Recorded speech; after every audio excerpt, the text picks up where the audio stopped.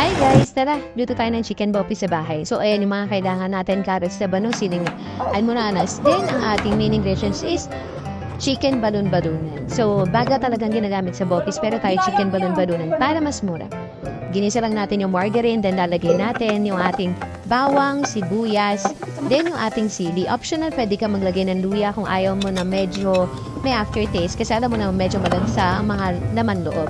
Then, ginisa-gisa na lang natin. Feeling chef tayo dyan, kaya tinustos natin yan. Then, pag okay yan, lagyan na natin ang balon-balunan.